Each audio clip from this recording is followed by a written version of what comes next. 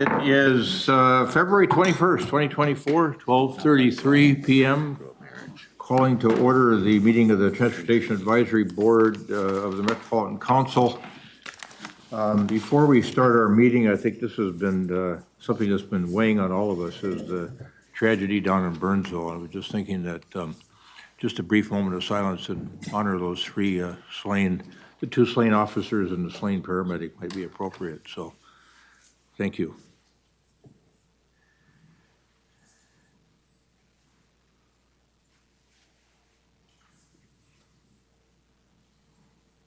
Yeah, thank you for that that respect. I think it was important. I think the grief kind of has been shared metro-wide by all of us. So, and really difficult down in Burnsville. I was with the mayor of Burnsville. We had a U.S. Conference of Mayors leadership meeting over the weekend in California, and she was with me, and I got a text from her early in the morning that they were negotiating, and then of course, the tragic, the horrific news that three of them had been lost. So our best to all of those down in Burnsville and the families of those folks that lost their lives. We've got a form of meeting agenda. If there's no inclination to modify the agenda in any form or fashion, I'll entertain a motion to adopt the agenda. Member Anderson moves. Second, Bailey. Mayor Bailey seconds the adoption of the agenda for the meeting of the TAB. Any further discussion? All those in favor of adopting the meeting of the agenda for the TAB meeting today, say aye. Aye. Opposed? Carried. Thank you. Members of the public. Oh, sorry. Let me, hold that thought for a moment, please, Member Dugan. Any members of the public wish to address the Transportation Advisory Board on a matter of concern to them? Okay, I'm going to go back now to Member Dugan. No, thank you. You know, what happened over the weekend in the tragedy, we all kind of are distant. But as a personal vignette, Member Hanson and I live within walking distance of that home. It's where my wife walks our dog every day.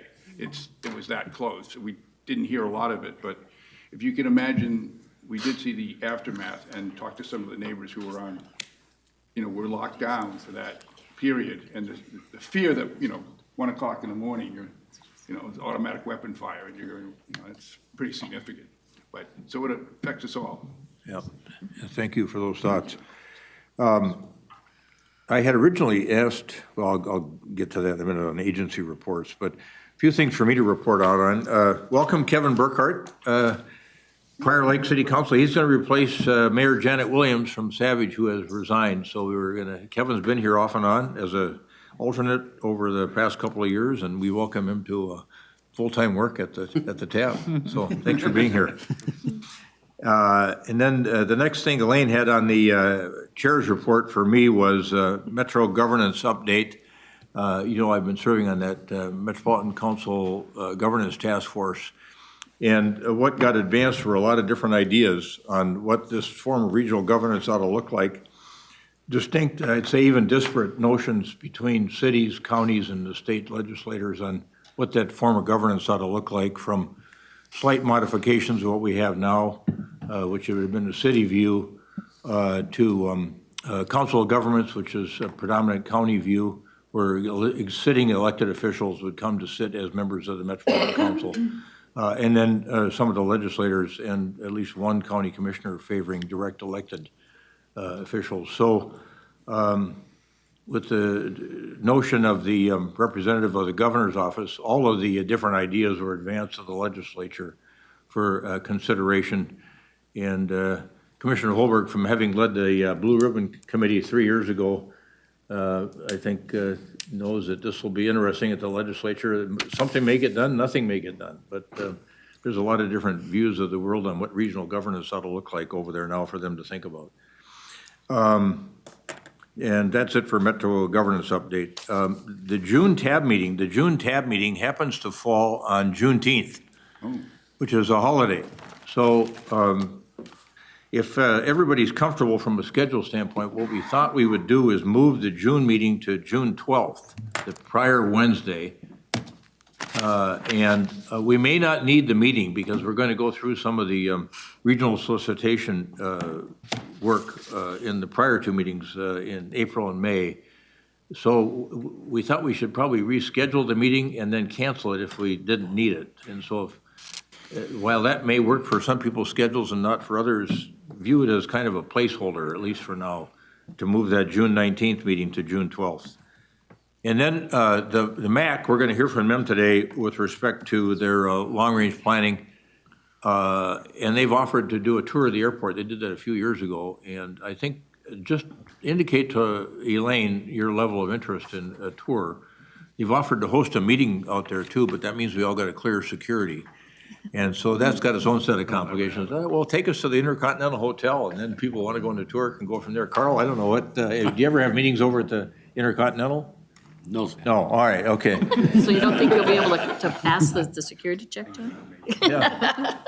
So, anyway, thanks for that offer, Member Crimmins, of a tour and the offer of holding a meeting there. And maybe it's not as complicated clearing security for a meeting.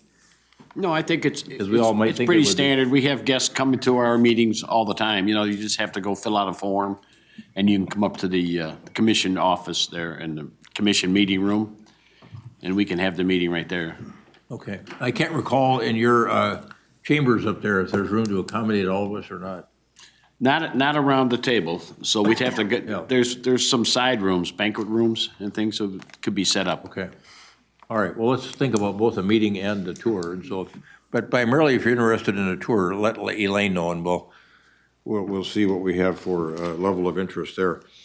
And then we had an exec meeting right before this meeting, and we're going to cover everything that we covered there in this meeting, so I'm not going to duplicate that effort.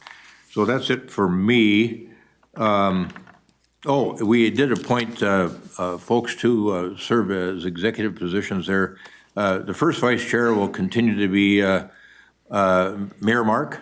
Thank you, Mark Winschuttle from the western suburbs is going to do that for us. And then the vice chair number 2 is going to be Debbie Gattell from Hennepin County. And then tab liaison, Peter Dugan has been doing that work, and Peter has agreed to continue to do that work, so we'll appoint him to do that as well. Thanks for that, Elaine. And now, I was going to get to earlier, I had asked Elaine when we did our prep meeting, based on the information that we had there, that we have agency reports be done in writing because Amy Venowitz has a rather lengthy presentation. We want to make sure she had time for her presentation, but I think she's refined her presentation. So I think we'll do sort of highlights of agency reports here verbally, in addition to the written submissions that Elaine has that she'll disseminate. So we'll start out with MnDOT and Connie. Where are you? Yes, I'm here. There. Yeah, I'll make it short and quick. One is a quick update on the, as you all know, we're building a huge bridge up in Duluth, the Blotnick Bridge, $1.8 billion that connects Minnesota to Wisconsin. We just recently received $1 billion. The president was here, and so we got a lot of national attention. So that's great. But usually, when a big project like that, we have a big project like that in the state, it impacts the rest of the state more on the DOT side. And the good news I have is that at this point, I don't think we need to. There was a time about a month ago when I started that we would have to juggle some of our metro dollars along with the other districts to help District 1. To help advance some of the dollars and then get paid back later. But we don't have to do that now at this time. So I think we'll just work together with them to deliver that big project. So with that, I think I'll stop. Right. I got some other things, but I know you want to save some time. Thanks, Member Sahib Jim. Next, let's go to Member Kolash in the MPCA. Good afternoon. Thank you. My name is Frank Kolash, use he, him pronouns, Assistant Commissioner for the Air and Climate Policy at the Minnesota Pollution Control Agency. The two items that I will bring up is we are near completion of our Priority Climate Action Plan, which is funded under the Inflation Reduction Act Climate Pollution Reduction Planning Grant, which identifies the greenhouse gas reductions that the state has identified as eligible for funding in the climate pollution reduction implementation grant rounds. Those implementation grants are due on April 1st. The Priority Climate Action Plan is due on March 1st. So we are right at the end process of that. There was open up for public comment in January, and we're finishing that.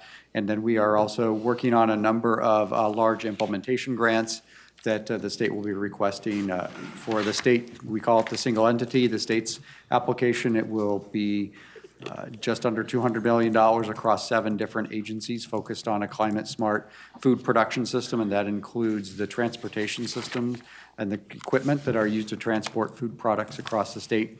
Then we will have a statewide coalition, including the state, local governments, multiple state agencies, tribal governments, and regional development commissions on equitable residential decarbonization.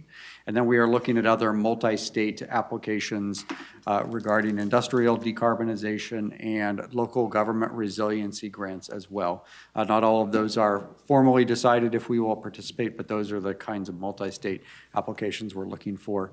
The total pool of funds is $4.3 billion for the entire United States, including territories and tribal nations. And we are looking to have a large footprint from Minnesota for decarbonization projects that advance the climate action framework. Then the final action is we are just tracking with EPA. There's been some news reports just the other day about vehicle emission standards for model year 2027 and beyond, that there may be an extension on the ramp up on how those will apply for the stringency of the standards, but that they will still maintain the targets that they have in beyond 2030, but they may change the near-term targets slightly to represent what's happening in the vehicle market right now for emissions. But we haven't heard anything official. That's just coming from inside reports, but we're going to be tracking that down with EPA. Thank you, Member Kolash. Any questions for Member Kolash? All right, very good. Member Crimmins. Thank you, Mr. Chair. I just have a few bullet points. The MSP passenger traffic increased 11% in 23 over 22, and part of that growth is driven by a 47% increase in international passengers. And then the Delta Airlines was named a top U.S. airline of 2023 by the Wall Street Journal.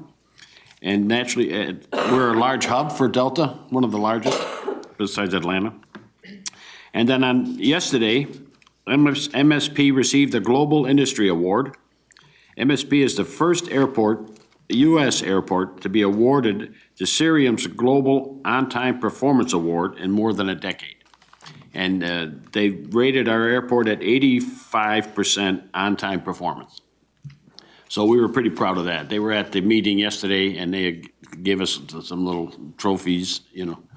So it was very interesting. And then lastly, the reliever airport operations increased 8.3% over 22's level. So passengers and flights are coming back. And we're still not back to 2019, but things are improving year after year. And then my last point, I sent Elaine website address. The FAA is going to do noise workshops this summer, and they're going to take information from people. They're going to be open to the public, and there's a website there that you can go to, and you find out where the meeting is going to be in your area, so you can go there and give the FAA comments about noise pollution and noise from the new takeoff and landing review they're going to do. And that's all I have, Mr. Chair. Okay. What's the timing on the change in use of RNAV and the The change on FAA, routings on outbound movement? they said the FAA wants to implement the RNAV in 2025. Okay. So that's why they're holding the meetings in 24 to take all the comments in. They have to weigh each comment as far as for safety and airline efficiency and things like that at the same time. They've already taken information from the MSP's NOC commission. They've already submitted paperwork to the FAA for consideration. So that's why they're opening this up to the public. And I'm sure somebody with constituents in a bordering city or area to the airport would want to have the people in their area go to the meetings and give their comments. So, You might want to let folks know here what that acronym NOC stands for. Noise Oversight Committee. There you go. All right. Thank you. Anything for Member Crimmins? Yes, Member Dugan. Thank you, sir. I want to thank Member Crimmins for introducing us to the NOC meetings. I attended, and very informative on the RNAV. And we have, and I guess we should compliment Bridget Reef on the on-time performance, and I just met Dana Nelson, who's in charge of NOC, so this is very good. The RNAV is, wow, it's going to be a lot of changes. Yeah. Thank you, folks, for coming. Thanks. We hope not for the worst. All right. Thank you. Metropolitan Council, Deb Barber. Thank you, Mr. Chair. In the interest of time, I'm having Jenna send out a couple of presentations that we've had recently at Council or Transportation Committee. The first is the 2023 Ridership Annual Report, and the other is the Safety Security Action Plan quarterly update. Overall takeaways, ridership in 2023 was up 16%. Of particular interest for all of you is the D-line corridor. So transit ridership along the D-line corridor, which includes the D-line and the Route 5, is up 87%. So TAB contributed approximately $27 million for that. It was a $75 million project that's providing almost 4 million rides a year. Also, what was nice to see, it wasn't just BRT, but some of that we're also seeing increases both on the other BRTs and on our local routes. From the safety side, a couple of key takeaways are we're seeing officer-initiated calls are increased, which means there's an increased presence out on the light rail system, and we're seeing some of those impacts. But overall, crime was down 25%, and ridership was up 19% last year. The last thing I want to mention is every month, Metro Transit does a thing called Great Day in Transit, where people who maybe aren't the ones out as operators or maintenance people are out in the system talking to riders, talking to operators. And this week we are doing Great Week in Transit. So Monday I spent my day on the D line. Yesterday was the blue line. Tomorrow's green and Friday's orange. So I'm making the rounds. But if you see people out, everyone's got blue stocking caps with Metro on it, and they have a big yellow button that says "Ask Me." So stop and ask questions, talk to them, share your experiences, tell them thank you for doing it, and hope you all get a chance to catch one of them on the system. Thank you. Thank you, Member Barber. Any questions for Member Barber? Yes, Member Geisler. Thank you, Mr. Chair. Chair Barber, just a question about the ancillary or the connecting local lines to those BRTs. When we're seeing the pickup, do we have an idea, like how much pickup is the local lines also getting from those?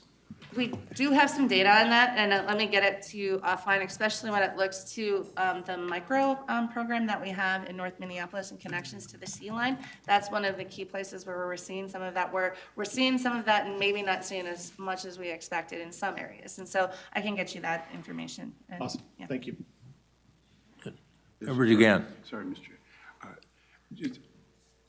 Metro, one of the benefits of being a TAB liaison to the Transportation Committee is I learn a lot about Metro Transit. And if I also may say, I'm a big believer in if you want to do something, be an active volunteer. So I'm being a surveyor this afternoon for Metro Transit riders.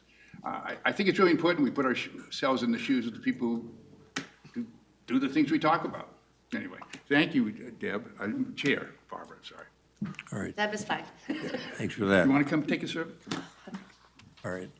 Let's go to Member Gary Hansen and Suburban Transit Authority update. Thank you, Member Mr. Chair. I'll Hanson. quickly highlight just a couple of items. Minnesota Valley Transit is working on plans to expand Connect microtransit services later this year or early in 2025, depending on the availability of sustainable operating funding from regional sales tax receipts. If so, those vehicles will likely be used to expand service to Scott County. And also, Southwest Transit's new Director of Operations is Stephanie Alexander. Some may remember Stephanie, a former TAB Transit Representative alternate.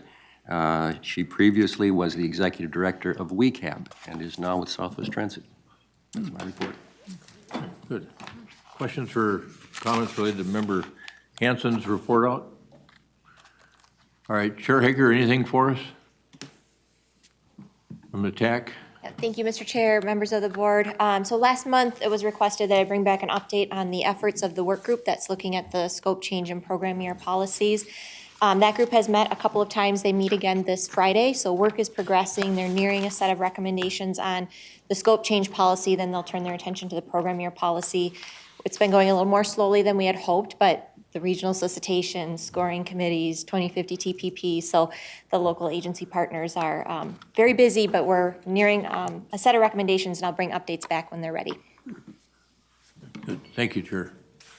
All right, I just thought of one other thing I think it might be important for the group to hear on is an active transportation working group was formed.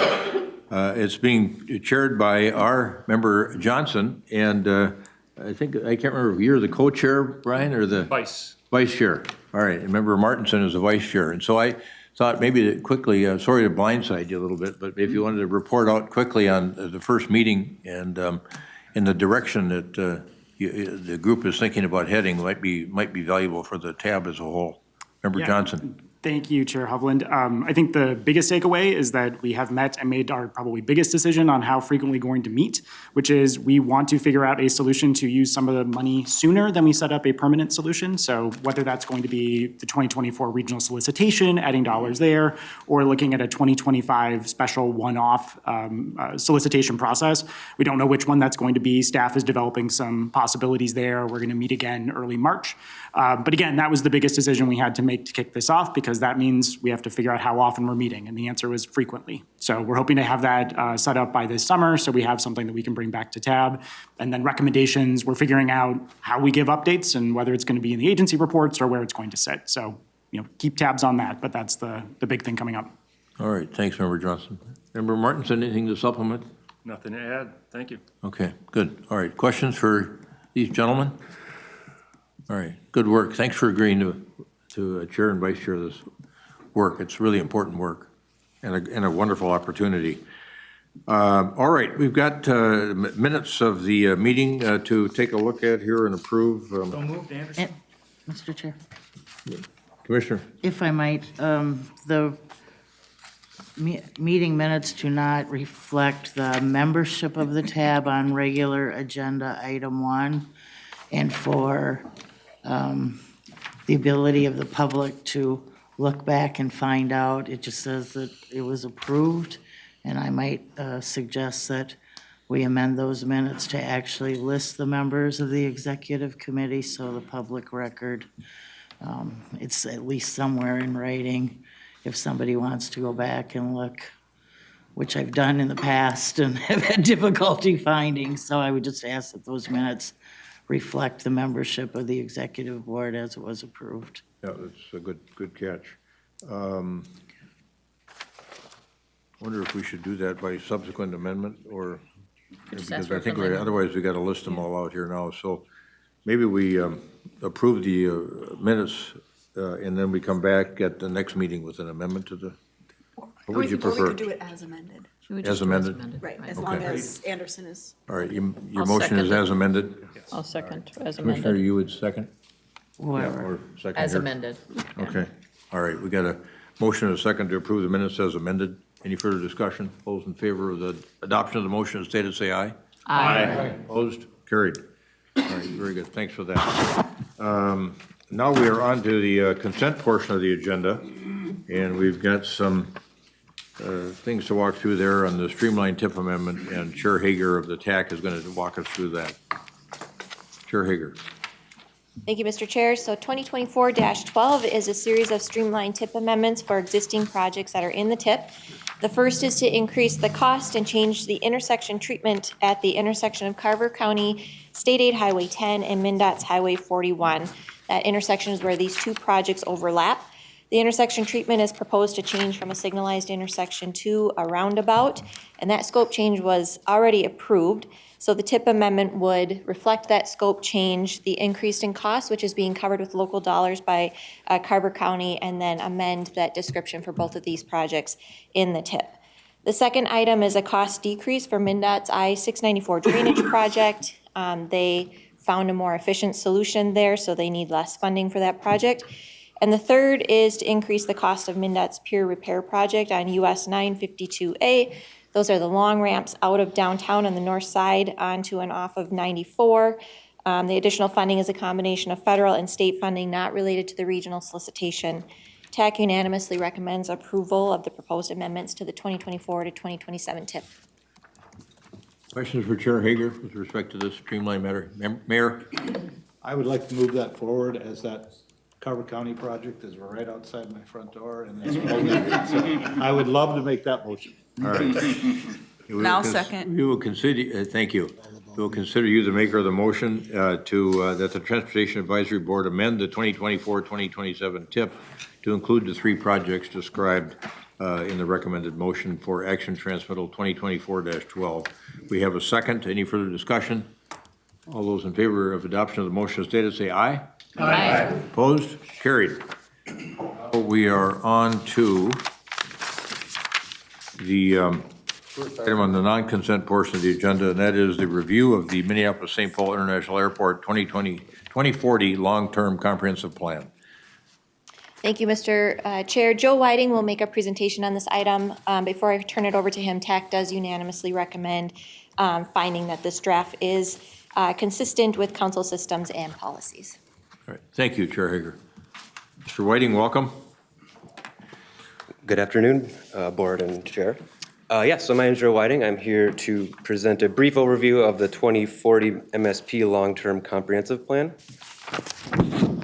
Real quick, just a real refresher on the Met Council's role in aviation. So all aviation planning and review in the region lives in state statutes. That's in 473-165 and at 611.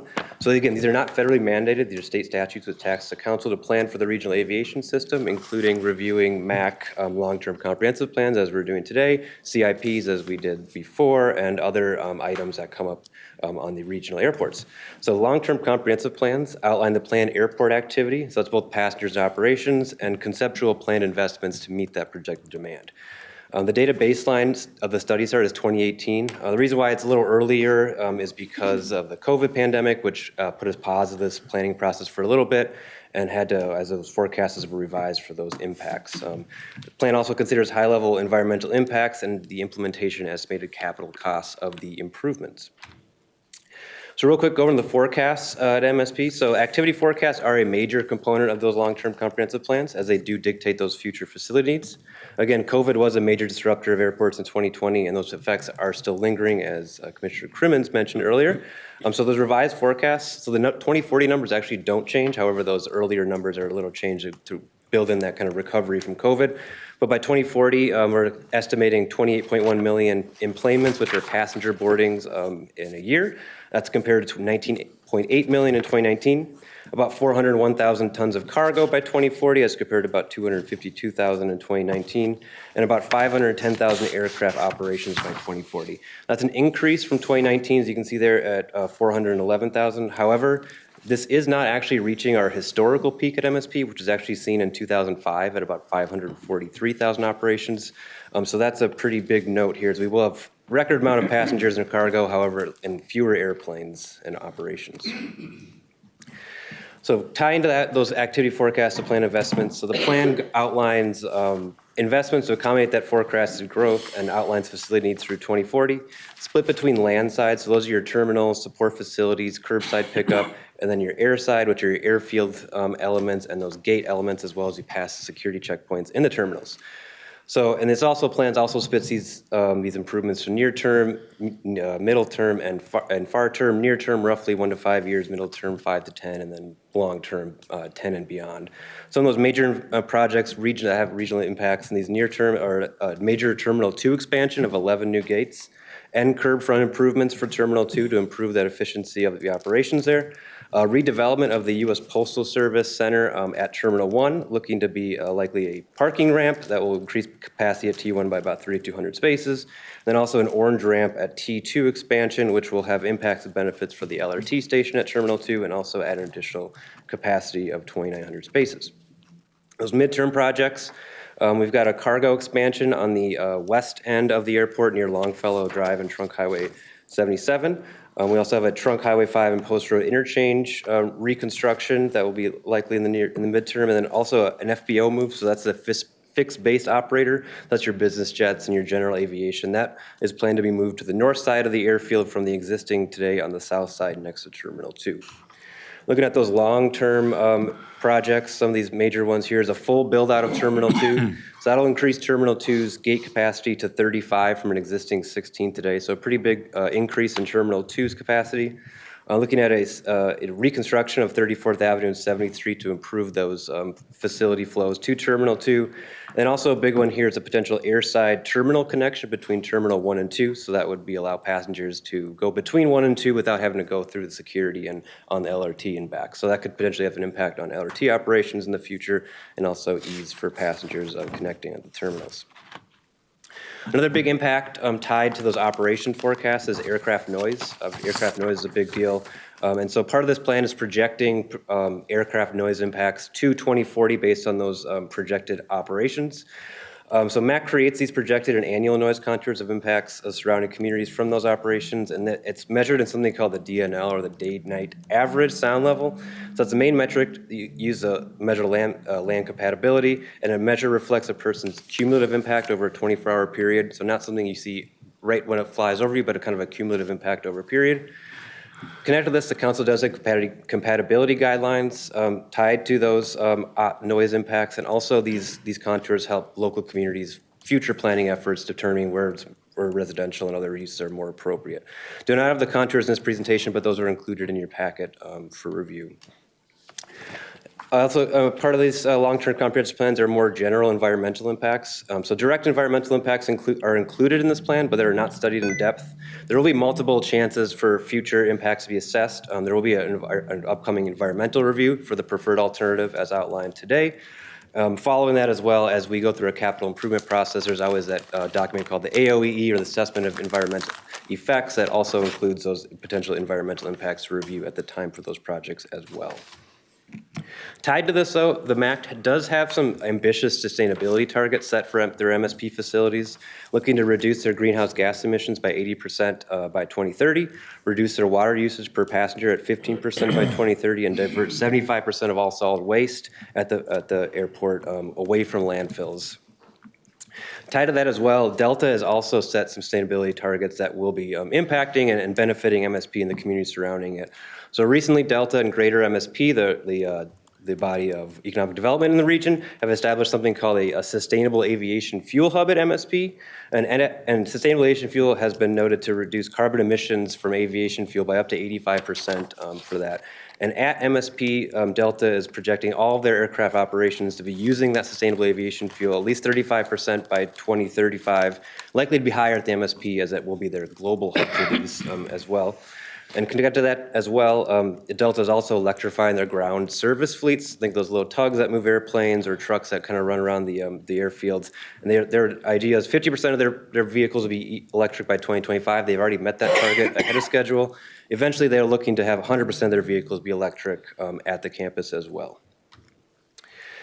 Real quick, just want to talk about some engagement. So this plan, again, was kind of in the process for a long time because of COVID. Through that entire process from early 2019 to 2023, there was 27 public meetings MAC held to discuss this project, including at the Met Council last year. Tied to that as well, there's also a 60-day public comment period, which was held last summer. MAC received 139 total comments, including Met Council staff comments through that process. Connected this to regional policy. So long-term comprehensive plans, as noted earlier, are used as a basic input to council plans and policies, so for those local governments to review these plans and input them in their comprehensive planning process. Also, this is something that's tied to the transportation policy plan. So in the transportation policy plan, MSP is classified as the major airport in the region. This plan does not look to change that classification, as there are no significant airside improvements, and there's targeted landside improvements.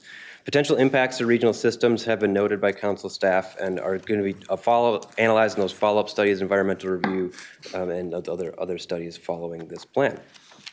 Additionally, this plan does address all those requirement elements from the TPP's Appendix K.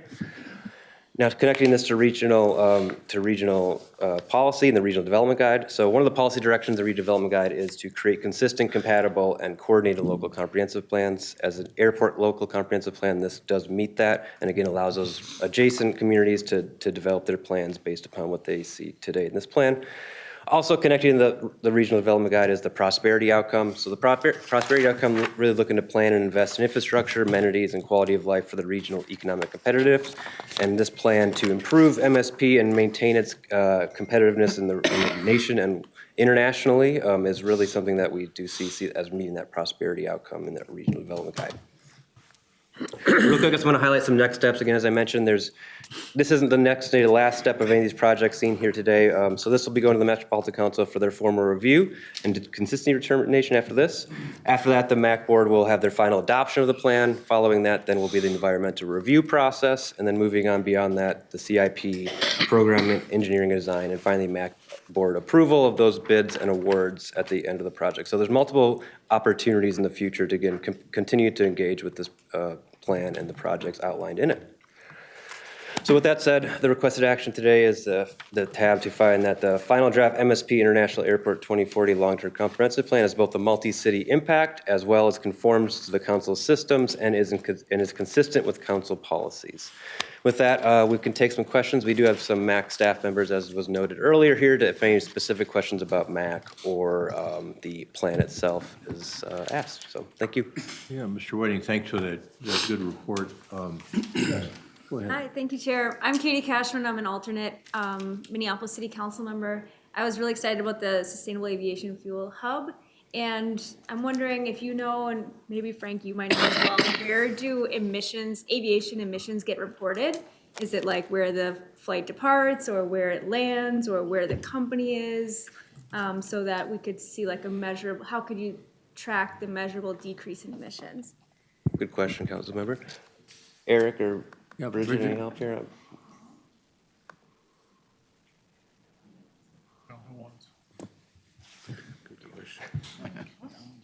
Thank you, Mr. Chair, members. That's a very good question. Could you identify yourself too, please? I'm We've sorry, got a lot of new members. Bridget Reef, Vice President for Planning and Development with the Metropolitan Airports Commission. There isn't an answer to that particular question. It kind of depends. Step a little closer to the microphone, Bridget, please. It depends on where you are in the world as far as how those calculations are being made. And so we're still working on, the industry is still working on the best way to measure those benefits. Member Geisler, then Member Sahibram.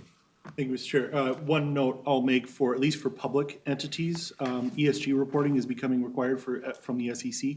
So you can get some idea from the, like Delta and the airlines as they're running, from how they're measuring and impacting through their reporting for environmental. So that's just one additional point I'd make.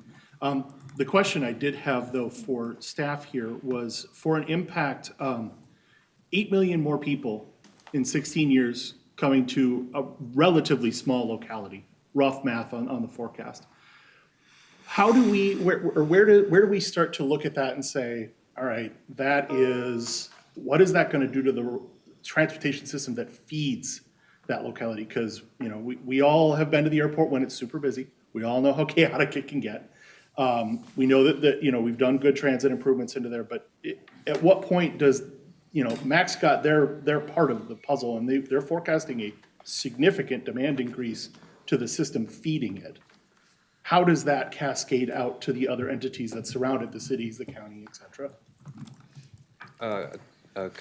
Board member, that's a great question, and that's something certainly that we were focusing on in our review of these improvements. And some of these improvements, as you'll see, outline projects beyond just the terminals themselves. Specifically here, that Post Road Trunk Highway 5 interchange reconstruction. So that's still in the very longer term conceptual phase here, but that is something that the intention here is to improve that interchange. It's a little wonky today with some tight corners and undersized facilities. And so as we look at these improvements to help move the traffic to the terminals better, additionally, one of those projects I outlined in the near term is those curbside improvements at Terminal 2.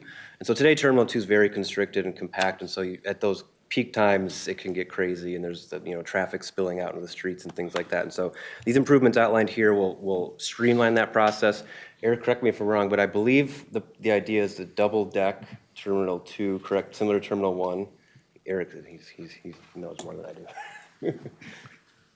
Yeah, Mr. Chair, members, thank you for having us this afternoon. My name is Eric Gillis, Senior Airport Planner with the MAC. I oversee the planning program for MSP and our reliever airports. So that is in concept what we're looking at in terms of an idea, but in concept and future design. The preferred alternative itself looks at things kind of from the 30,000 foot view, where we kind of have an idea of where to start. When we get closer to inception and design and construction, excuse me, we move into what I would call advanced planning. And so we're in the process of that and identifying advanced planning needs for that 11-gate expansion that's tied to the curb front congestion issue. But I did want to come up here and just add one comment to the forecast question. And yes, we are looking at a potential, and I say potential lightly, right, because forecasts are always wrong, 28.1 million passengers in 2040. Just to put that in perspective, previous long-term plan efforts prior to this one had numbers higher than that in terms of employment data. We look at our forecast from an aviation perspective in an unconstrained environment, and as we implement constraints or consider constraints of aircraft fleet mix changes between the airlines, economic downturns, and just other ancillary facility functions that are required to support that unconstrained growth and employment data, we often find that the numbers do stay a little bit lower than what's in the forecast itself. It all depends on when we have the historical data to continue to monitor that number. But I wanted to make the note out there that previous forecasts have been higher than that. Member Geisler has a follow-on. Yeah, I just want to, I understand the MAC plan on the back property there, and the 100% there. What I'm wondering is, how are you connecting with your agency partners? Like, when Highway 5 was being redone by MnDOT, that had a material impact to feeding your property from the areas. I mean, I traveled 30 miles to get into the airport there. There's a lot of transportation system between getting on the plane and my house. So how are you cascading that out to your neighbors, per se, to make sure that the system can feed your proposed growth and demand? That's really what my question is, or how do we handle that? Yeah, Mr. Chair, members, yeah, that makes a lot more sense now, so thank you for clarifying. So I'll just comment to the purpose of our long-term plan is to focus on airport property, but certainly in partnership with Joe and team, connecting our systematic approach to the operations at our airport and being mindful of ancillary adjacent planning programs that are going on around the airport is something that we're cognizant of. I think Member Sahibja may have some. Yes. On this too. Yes, quick question. I remember 15 to 20 years ago, I got a tour, a great presentation at the airport, and back then we were told about the plans. It was short-term, mid-term, and long-term. Mid-term was, I think may have been around the state where Delta Airline would fully stay in Terminal 1. Everybody else would move to Terminal 2. Then beyond that, there was a long-term plan, which was many, many years out, which one option was maybe go down to Dakota County or what. Anyway, 2040 doesn't seem to be a long term. I'll be still alive then. So it's a more of a, So is there a longer plan? Is this standard aviation? How long do the airports look at? This is like 16 years, it'll go like this. Yeah, Mr. Chair, members, I appreciate that question as well. And it touches on a point of, again, how aviation planning occurs. It's often a dynamic environment. It's a continuation of previous long-term plans. So some of the nearer-term projects that you see on that 1 to 5 year list are from previous long-term plans. We have environmental clearance on them. So that's really just memorializing previous long-term plans.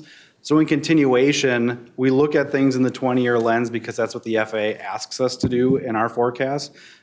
But you're correct in a sense that we do consider impacts beyond the 20-year timeframe. But in terms of capital improvement program and trying to plan for things in that unconstrained environment, a constraint being the financial environment, oftentimes things that come out of these plans take a little bit longer for us to come up for the funds with. Actually, I think, Bridget, correct me if I'm wrong, but I believe we were supposed to be at 27 gates prior to this long-term plan, and a number of economic downturn elements as well as COVID have kept us from getting to that 27 gate count at Terminal 2. So it's just an example of, the constraints that take us a little bit longer. And then also, this long-term plan is an effort to carry forward elements that don't get constructed to the next long-term plan and subsequent plans beyond that. Okay. Mr. Gillis and I think Member Sahibjam, I think Member Geisler was hoping to hear that the two of you are working together, MnDOT and the airport, to think about this cascading effect, as he calls it. How are we going to deal with that increase in traffic heading for the airport from all over the state, really? So and hopefully Metro Transit via the lines and other aspects of there too. So I'm going in line here. Member Kolash was next, and then I go over to Commissioner Karwoski, and then back over this direction. Thank you, Mr. Elaine's Chair. making the list for me. Thank you, Mr. Chair. And to the question from Member Cashman, we, in our statewide greenhouse gas inventory, we do make estimations about the amount of emissions that come from aircraft operations at our airports, primarily driven by the operations at Minneapolis-St. Paul Airport. It is challenging because we have to figure out how do we constrain that to the geography of Minnesota, but we do use methods that other states use and EPA uses for looking primarily at a lot of the fuel used for takeoff and landings. As we move into sustainable aviation fuel use, we will have to be working with Delta and with MSP to understand how much sustainable aviation fuel is then used and blended with the conventional aviation fuel, so we can put that into the emission factors and emission calculations that we would have. So that's where we would see some of those emission changes primarily happening in our statewide emissions inventory. Once that capacity is up to speed and we are able to get the gallons or tons of sustainable aviation fuel used by any airline at Minneapolis-St. Paul. Thank you. Member Cashman, any follow-on? No, Okay. thanks. All right, good, thank you. And I do have a question Sure. for the presenter, and it's on the environmental impacts. And when you talk about doing the environmental assessments or environmental assessment worksheets, how are you incorporating, or are you planning to incorporate any considerations of cumulative impacts from these environmental impacts, particularly from the air quality and the emissions and its impacts on neighboring communities that may be categorized as environmental justice communities in Minnesota? Mr. Chair, members, thank you for that question. We, in the long-term plan, look at environmental impacts from a high-level standpoint. When we look at cumulative impacts, we'll follow federal and state guidance for NEPA and environmental regulations as required for airport environmental clearances. But the impacts cumulative will be based on the phase of environmental review that we have. So we're not going to look at necessarily the whole plan itself programmatically as a preferred alternative for environmental clearance. But the FAA has alluded to us that we'll look at things incrementally as the demand warrants. So cumulative impacts will be considered based on that federal regulation and FAA guidelines, and we'll follow that accordingly. Any follow-on? All right, okay, thank you. Commissioner Karwoski. Thank you, Mr. Chair. Good presentation. This is, again, a follow-up to Commissioner Cashman's question, which was a good one. And thank you, Commissioner Kolage. That was a good follow-up. But I really think that maybe for the presenters, it's a long-term comprehensive plan. It sounds like there's no part of the plan as to identify the efficiency of the engines and the pollution of the engines. Mr. Chair, members, the emphasis does come at a later date. The long-term plan looks at conceptually what we can impact in terms of physical improvements to the airfield, but in terms of airfield sustainability, engines, sustainable aviation fuel, we do have a sustainability group that we're close in contact with. And when we have closer projects that could potentially impact the engine-related and SAF-related conversations, those do become a part of the process during the environmental review. Yeah, I would urge you to have the efficiency of the engines fuel use part of your plan. When we do a county plan, we factor in what is our fuel use on all our vehicles, where we're making progress. The reason I ask is kind of ties into, I think it can be found out. One, you could go to the manufacturer of the jet engines. They're testing that data. They're looking for efficiencies. They're reading pollution. So it exists. You got a baseline, a new airplane coming out. So that's a great baseline. And I know there's other challenges on how to do it, but I think if you're not using that baseline, the information that the manufacturers probably already have, I'm sure they have it. And then lastly, I'm part of Greater MSP, and we're have an initiative to do a plant-based clean burning fuel, which would have an amazing impact on pollution. But if you track that, if that was part of your plan, if we get to that plant-based clean fuel, you really have something that's part of the planning. I just think it should be part of your comprehensive plan. Yeah, Mr. Chair, members, I appreciate that, and we'll certainly take it back and discuss with our sustainability group. We certainly, and I don't want to speak for the sustainability group without them here presently, but we could certainly maybe suggest they come and give a briefing to this group to understand the existing efforts and ongoing collaboration that we have with not only Delta, but other airlines at MSP as well. Thank you. Thank you, Commissioner. Thanks, Mr. Gillis. Member Bradley. Yes, thank you, Chair. Sorry. What are the LRT impacts with the project and with the connection between the terminals? I know you mentioned aerial transportation, but is that like either closing or moving some of the LRT stations? Hey, Mr. Chair, members, just to clarify, you're asking if we have any plan modifications to the LRT stations that exist today? Correct. So we do not have plan changes to the LRT stations that exist today. You can't really see it on the graphic, but we do have additional parking for the orange ramp that would be accessible to the LRT. We do also have in our long-range plan to look at passenger connectivity, as Joe was talking about, on the sterile side, so between Terminal 1 and Terminal 2, passenger growth or pressure on the LRT station or system would be reduced because passengers then could go between the two terminals after they've cleared security. But nothing specific to the existing LRT stations that would be impacted from this long-term plan. And I'd like to add to that. So one impact to operations could be, the Blue Line trains could today between terminals run 24/7 roughly to handle those airport transfers.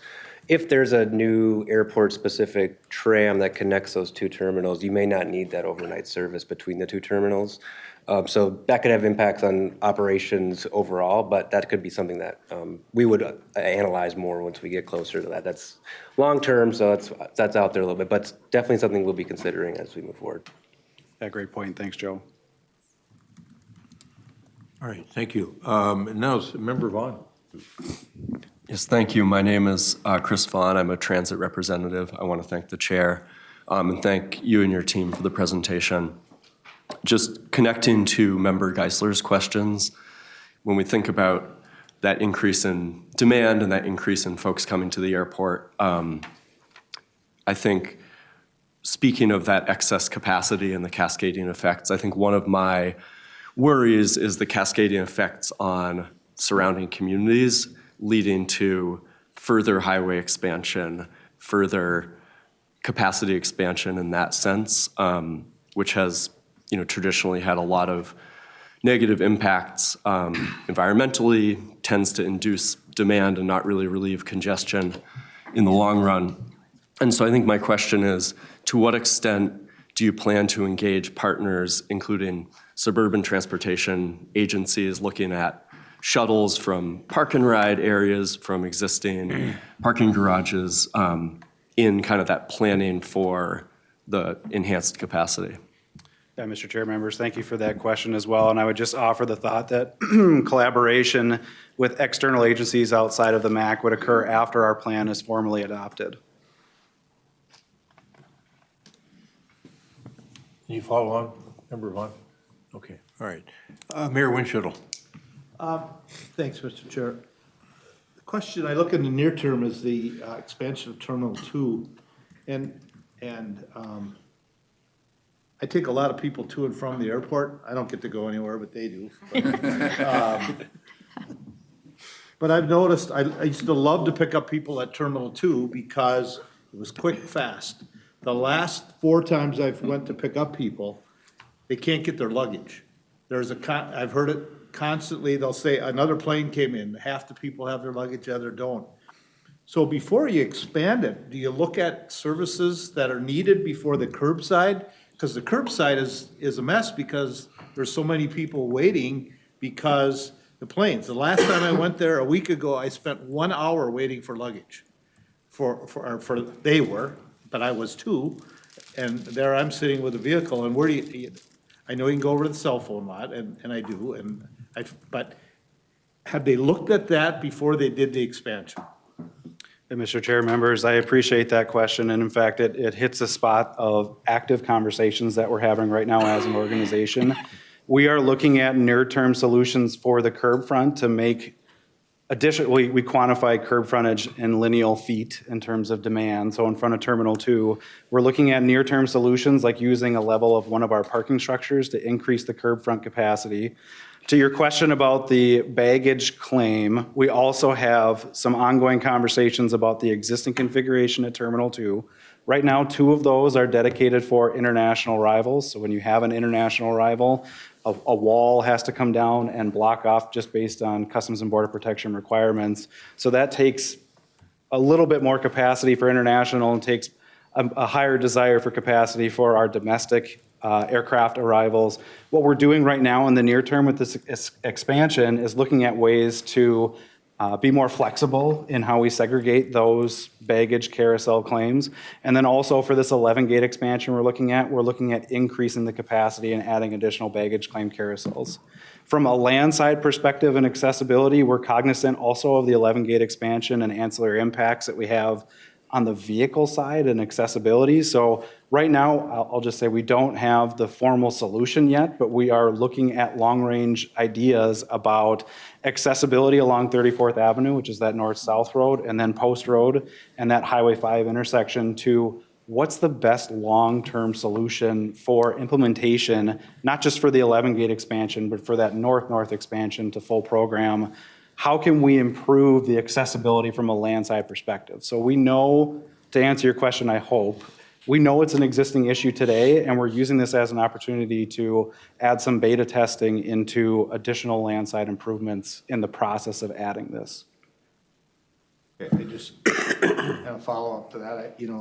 You're saying that's a long-term and this is a near-term. Are they going to clash somewhere and not really fit where maybe some of the stuff need to be done?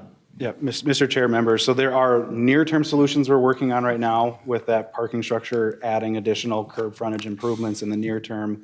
But long-term is the more holistic idea about the surface transportation accessibility around the airport, and perhaps follow-up conversations with Joe and other agencies outside of the MAC about best ways to serve the community and accessibility. So it's on our radar. We are studying it in this near-term gate expansion, but it's playing into a more long-term, long-range solution holistically.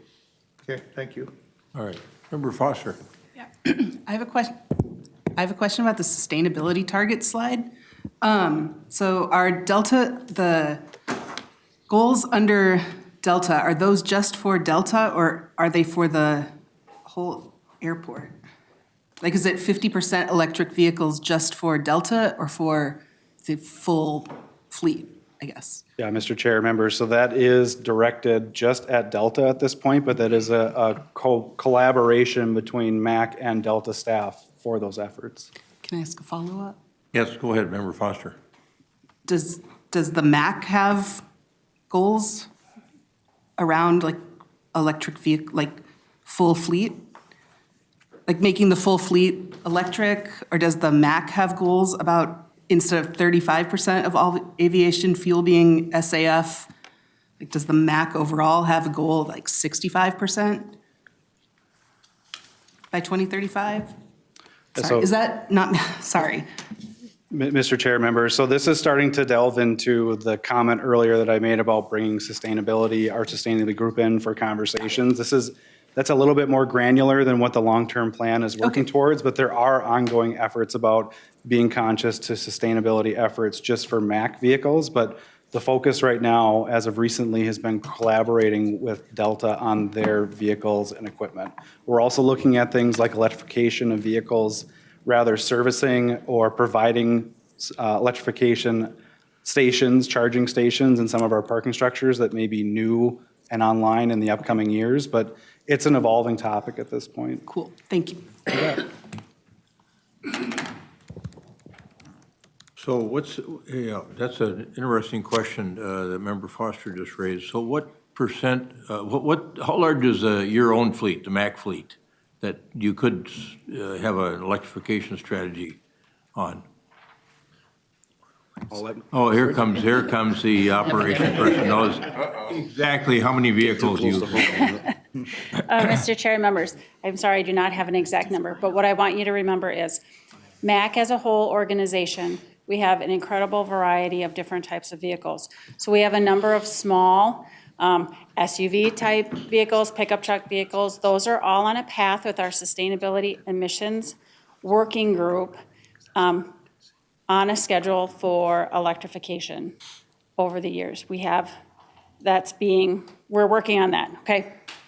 The rest of our fleet is all very big and not ultimately going to be an electric solution, but we have had, we are working with biodiesel manufacturers. We are testing out different types of fuel. Some have worked, some have not worked. And so we continue that partnership with the manufacturers of our large snow blowers and those kind of things to help track towards as much carbon reduction as we can with the broader fleet. Right, good. I think that's what we all wanted to hear was that the MAC, just like the Met Council, just like a county, just like a city, has got a strategy around sustainability, and you're working on your fleets and trying to electrify your fleets to the extent possible. We all have those same issues with respect to big equipment versus small equipment, if you want to put it that way. Yes, absolutely. But to hear you working on it, I think is the important thing that Member Foster wanted to hear. And then to the extent that you can work with your partners, the other people that are, entities that are coming into the facility and using your facility, like Delta, it sounds like you're working with them too on some of these same issues to try to at least convince them that they ought to be engaged in an electrification strategy to the extent possible with their own equipment. Yes, Delta is certainly a leader in the airline industry among the other large players. They have their sustainability plans. They have their numbers in hand for how they're turning over their equipment to electric as soon as they can. And they have all different types of equipment as well at all of their different facilities. Some of the smaller airlines are coming along a little bit slower. But good news, we've been working with Sun Country, for example, now. Over the past few months, we're providing a charger for them for their ground service equipment that's going to be installed just this year. So that'll help them as they start to turn over their equipment. So it's definitely something that's happening at airports across the country. Okay, good. And I would just note that I think it was in the last few weeks, Greater MSP, our regional economic development entity, had their annual meeting, and they had a nice presentation by Delta on that clean fuel technology and the effort that's being made around that clean fuel technology that Commissioner Karwoski mentioned. It's really, it's a fascinating challenge. Couldn't be something more complex from a fuel standpoint, I think, than jet fuel. So it's really quite an undertaking, but like Nelson Mandela said, everything's impossible till it's possible. So keep working at it. All right, other questions for these folks? Member Crimmins, do you want to move this matter? Mr. Chair, yes, I would. That the Transportation Advisory Board recommend that the Met Council find that the final draft MSP International Airport 2040 LTCP has a multi-city impact as well as conforms to the council systems and is consistent with council policies? So moved. All right. Is there a second? Wind shuttle. All right. Wind shuttle seconds. Further discussion. All those in favor of adoption of the motion as stated, say aye. Aye. Opposed? Carried. Thanks for that good conversation. You can see there's a lot of concern around the future of our planet. All right, we're on to the next matter. Chair Hager, we'll get you back up here for the next matter, which also has some controversy around it. Thank you, Mr. Chair. 2024-05 is a scope change request for the City of St. Louis Park. As the chair noted, this item has gotten quite a bit of conversation at the various committees and meetings leading up to today, so I'm going to go into a bit more detail than I normally would. And I will note that Deb Hager, who is the city engineer for St. Louis Park, is also here and can help answer any questions that you likely will have as a follow-up. There's a map up on the board, which is very helpful as we discuss this item. St. Louis Park is seeking a scope change related to the design of the bikeway element for their Cedar Lake Road and Louisiana Avenue reconstruction project. The city was awarded $7 million in the roadway reconstruction and modernization category in the 2022 regional solicitation. The limits of the project include Cedar Lake Road from Trunk Highway 169 to Kentucky Avenue and Louisiana Avenue from 23rd Street to Trunk Highway 394. The project originally proposed to include a combination of on-street bike lanes and a cycle track in each direction along Louisiana Avenue. The originally proposed design did not include a bidirectional cycle track the entire length of Louisiana Avenue. The project also proposed dedicated sidewalks on each side of Louisiana Avenue where they do not currently exist. But during project development and community engagement, the alternative design solutions were identified for the bikeway and pedestrian facilities. These alternatives were evaluated against impacts to existing trees along Louisiana Avenue, the need for additional right-of-way, cost, and public support. The proposed scope change is focused on Louisiana Avenue. There's no formal scope change request for the Cedar Lake Road segment of this project. The design changes being proposed on Louisiana Avenue are because Louisiana Avenue runs perpendicular to 394, which is a major barrier. The existing bridge that goes over 394 is too narrow to accommodate a continuation of a cycle track. Louisiana Avenue at 394 carries 20,000 or more vehicles a day and has a posted speed limit of 30 miles an hour. So bicyclists today must share the road with motor vehicles. And with a future project, if there was a bicycle facility on Louisiana Avenue, they would continue to share the road with motor vehicles crossing 394. Providing the cycle track on Louisiana Avenue would have significant impacts to existing trees, which residents and city council members have indicated are important to the look and feel of that corridor. And providing the cycle track on Louisiana Avenue would require 33% more acquisition of private property. As a result, the city identified 2 parallel streets to implement bikeway connections while still making improvements for both bicyclists and pedestrians along Louisiana Avenue. So this is where the map is helpful. On Louisiana Avenue, there will be a shared use facility on both sides of the roadway between 23rd Street and Cedar Lake Road. I'm going to scroll down a little bit. So 23rd is down on the bottom of the map. So between the bottom of the map and the intersection with Cedar Lake Road, which is right here, they will have a shared use facility on both sides of the roadway. Going north from there, between Cedar Lake Road and 22nd, they will have a shared use facility along the west side of the roadway and dedicated sidewalk along the east side of the roadway. And then as we work our way further north, they are proposing a dedicated sidewalk along the east side of the road between 22nd and, there's sidewalk between 22nd and Wayzata Boulevard, especially where there's gaps today, and the bicycle facility goes to the parallel streets, which are indicated on this map with these dashed lines. Take it. So the parallel streets are proposed bikeway connections along Hampshire Avenue and Pennsylvania Avenue. Both of these parallel streets are 4 blocks both east and west of Louisiana Avenue. The parallel streets align with existing non-motorized crossings of 394. So these are shown at the top of the map. One is here and one is over here. So there's 2 crossings of 394 that are provided with these parallel routes. The parallel routes also make important neighborhood connections to neighborhood destinations, such as the local middle school, which is over here. We have multiple parks, which are shown on the map, and then multiple high-density housing complexes.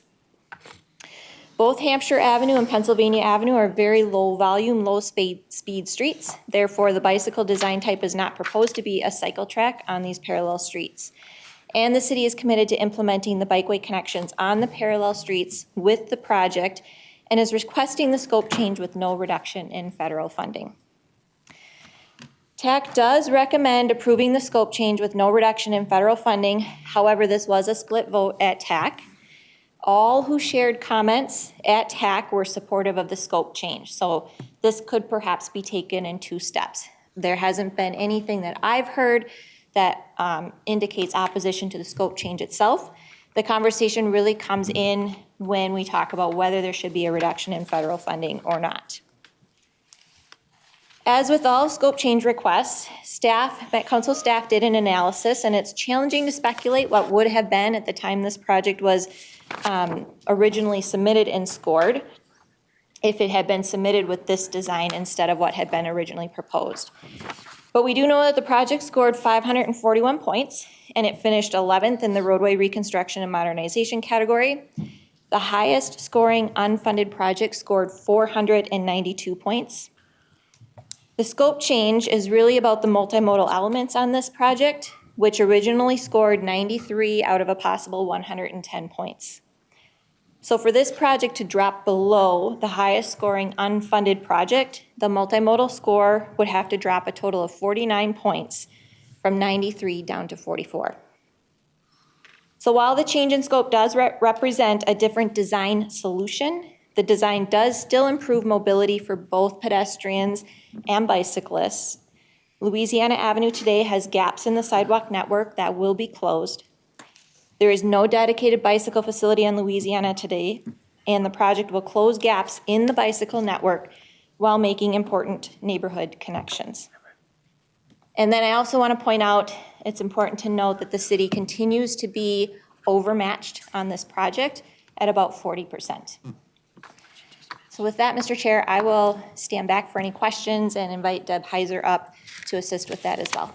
Yeah, why don't we bring Ms. Heiser up from St. Louis Park, my neighbor to the north, and have her comment on, just generally, I think, on why you made these proposed scope changes and what you're thinking about relative to funding. And I can tell you all that in the context of this conversation at the exec committee, it was probably a little bit like the TAC conversation that I think we came to the conclusion that we should probably have separate votes on this matter. First, we should discuss the scope change as a separate matter from the funding request, and then handle the funding request. Secondly, to see if we want to fully fund or partially fund, because there were some sentiments both ways on that issue. So, Ms. Heiser, welcome. Thanks for being here. Well, thank you for having me. As Jeni Hager explained, I'm Deb Heiser. I'm the engineering director for the city of St. Louis Park. I've been there for 10 years, and one of the most challenging things being in a first-ring suburb is trying to retrofit a system that's built for vehicles. And that's what we're trying to do here. Our council places a high priority on multimodal. Our council places a high priority on bikes and peds and safety. They also place a high priority on the environment. They place a high priority on what we hear from the community. So how did we get here? We made our application for funding in '22. We were just getting started in our public input. We were just getting started on engaging the public. We've been doing that for over almost 2 years now. We started, I think, in February of '22 is when we started communicating with the public. What we heard during that first round of communication is they wanted more separation. You heard Jeni say we initially thought we'd have some on-street buffered bike lanes, we'd have some cycle track, and I'm going to just focus on Louisiana because that's what we're talking about, is that scope change. They wanted separation. This road has 20,000 vehicles a day. If you've ever driven it in the morning, in the afternoon, it's got a lot of vehicles. It also is a 30-mile-an-hour road. City of St. Louis Park actually went through a speed limit reduction in 2021. So our local roads, our lower volume roads are 20. This is an arterial, so it's a 30-mile-an-hour road. So to build an all ages and all abilities bikeway on Louisiana, it would be a cycle track or a trail. But we also heard that, hey, Louisiana Bridge, that's a 25-year or 35-year-old bridge. That's not wide enough to have an all ages, all abilities. We'd have a dead end. We wouldn't be able to cross that barrier to the region. Louisiana Avenue is the center of a RBTN Tier 1 corridor. What the corridor means is it doesn't mean there's an alignment. It's a half mile on either side. This is the corridor where we'd like to have a bikeway. So we started asking questions, where could this bikeway go? Is there an alternate route? We heard from the community, we got these great bridges, and I'm kind of doing this, I'm not doing the YMCA. You got these great ped bridges that exist today over 394. Those are dedicated for bikes and peds. We know that MnDOT does not have in their capital plan the widening of the Louisiana Bridge. They're going to do some signal work in '25. We know that Golden Valley, because the boundary is 394. We know that Golden Valley has in their plan in all ages and all abilities on Louisiana, but we've talked to them. It's not even in their 10-year capital plan. Laurel is an amazing east-west. They've got bikeways connecting to those two bridges, again, the YMCA. So we heard from the community, so we came up with 3 alternatives.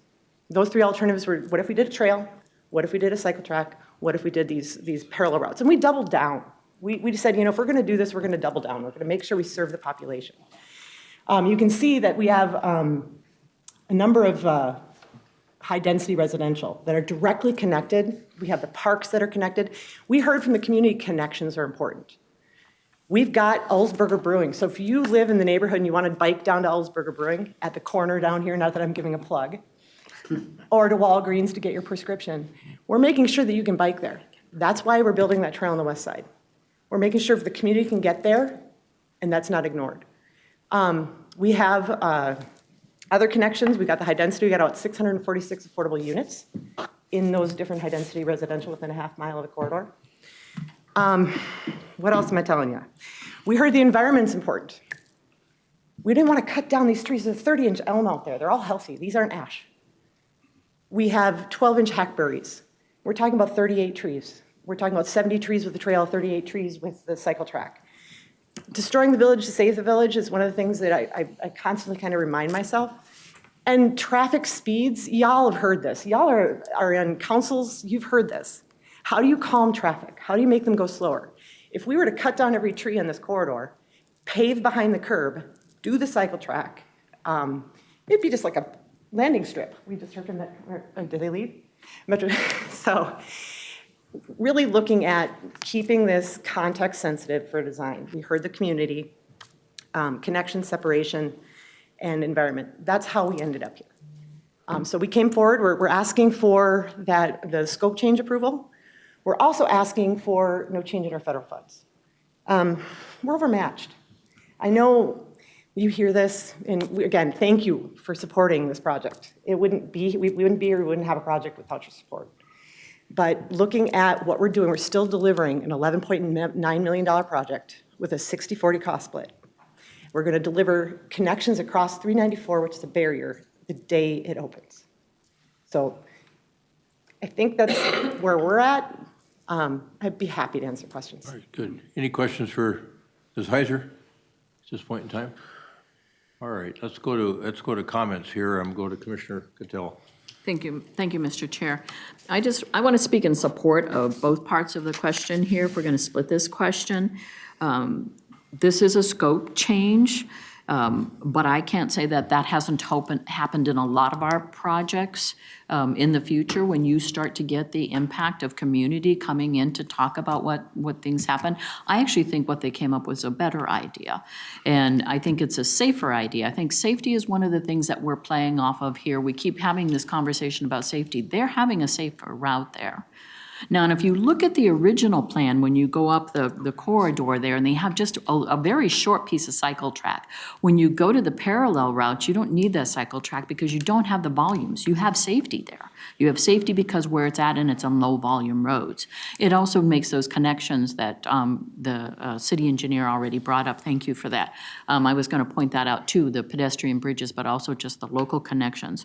I think the environment's a real important part. We're starting to talk about that here in TAB and how we even put this into projects. But taking out trees and taking the right-of-way is also taking green space. And so that's a really big issue on there. The more you can preserve, the better off. Besides, the character of that road would change, as you pointed out, with losing all those trees. Once you even get close to a tree, within I think it's 6 foot of a tree, you have to take that tree because you will knock some of its core root structure down, and it'll have to go. And so it's a lot more trees than people ever think it is when you start doing these projects. So I think when I look at this, I'm looking at the intent of this project was to get bikeways and bike connections and all that. And I think the intent is done and well focused here. I think the intention does come through even with this scope change. And in fact, I still think it's a better project because of this. I also want to talk to the point of flexibility. There isn't anyone around in this table who doesn't need flexibility in these projects when you start the community process, when you start talking to folks. We all want flexibility. I want flexibility. There'll be another project, and we've had projects here where we gave flexibility to a specific project for one reason. They're all different, but we all need it. And so I certainly want to support this flexibility. I think it's a really good project. I think in some ways it's even better, and it's safer, and it's more environmentally sound. So, and I don't see what that $170,000 is going to do to take that away from this project when you look at the 60-40 split.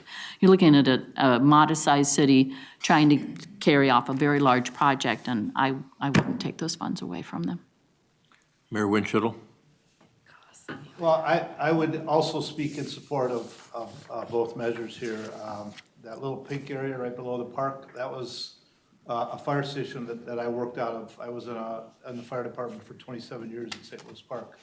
And Louisiana Avenue is a very, very busy highway. It was very challenging even to build that station there because of the ability to get in and out because of traffic. And I'm not gonna, Deb kind of really hit on everything really well. I totally agree that this project has did everything that we, as a board, sit up here and say, do we listen to the public? Are we listening to what the public says? The public says that they'd rather you not take all the trees down, but use alternate streets. They looked at that, they lined them up with the pedestrian bridges that cross Speed 94, that they can get into Golden Valley. I just think that, again, I agree with Deb that this now is a better project than it was maybe initially designed as. And I believe that, well, yeah, I mean, I just believe that we should approve the scope change, and that's what I was getting at, that it's really a scope change. The bikeways are still gonna be there, they're just spread out a little further, and on areas that are a lot less traffic than Louisiana. And I really encourage anyone, if you have an issue, go drive Louisiana at 8 in the morning, 4 in the afternoon, and tell me that you wanna be biking and walk alongside of that roadway. And you'll go, yeah, I totally agree with that. So I'm in fully support of both measures on this. All right, thank you for that clarification. Member Geisler, then Member Martinson, then Commissioner Jepson. Thank you, Mr. Chair. So I want to break this apart into two conversation points. One about the scope change and why it happened. 100% agree and support. You did exactly what we want you to do, engage the public, find better ways, find alternatives that work with the existing infrastructure, namely the ped bridges up above, for a major barrier, being a freeway, especially to bike ped. So I think the scope change concept here, I don't know that I have any question. I don't know that very few people will have any question about why you did it and whether the change will work for your community better or not. I think that's okay. The question where I come into that is the funding side. And this is where, when we're talking about applications on tab, everything that we have allowed to retain funding before has delivered the functional equivalent of the same thing in a different way. Functionally, a dedicated guideway and or a segregated or a different space, a trail, however we want to talk about it, is different than a painted bike path on the road. It doesn't matter the speed, it doesn't matter where it is, those are functionally not the same. It's like saying a freeway and a highway are the same, but we moved where they are. They aren't. When we talk about the regional solicitation, the scoring and all of that is based on what's presented to us and what we do. So from a policy perspective, we've always looked at, is someone else delivering exactly the same thing, or the tweaks that are being made are minor in what they're doing. We're moving it, crossing 100 feet up or down the road, but we're delivering exactly the same thing. A dedicated bikeway is safer regardless of the road than a painted one on the road. That is just simply true. And we've seen time and time again presentations there. So when we come to the funding side of this, we aren't getting functionally the same thing. The scope change is reasonable and appropriate and well researched in why it happened. I think it's appropriate. The funding side comes back to, if another project comes in and says, well, it costs a lot of money and we're gonna cut this out, we still wanna keep the money even though we're overmatched. That's not a reason that we've supported before. That's not a reason to retain funds before. We've said, are you delivering functionally the exact same thing on roughly or almost exact same timeline within a year? Maybe a different agency is doing it, but it's the exact same stuff. And so from a policy piece, and this is where, that original question of where are we at with this scope change request, and that's, we got an update from Chair Hager. We really need that to come sooner rather than later to give us some better guidelines here, because otherwise we're ad hoc deciding on every one of these requests because we know cost pressures are going up, because there is another reason to do it. So from my perspective, to stay consistent with what we've done, scope change, go for it, great. I think we have to pull back the federal funding to maintain consistency with all the other projects where we have either held back or allowed, to just maintain consistency until we make a policy adjustment from that work group. Member Martinson, thank you. Member Geisler. Thank you, Chair. And I want to second the point that Member Geisler has made here about we need to get the policy straight, and we don't want to be setting precedent here that would lead to moral hazard and potential bad behavior on the part of applicants in the future. I've got questions though before I sign off on the proposed scope change, because in the materials that were submitted by the applicant, when I look at both, I know the Cedar Lake Road is not under conversation, but I'm going to mention it here.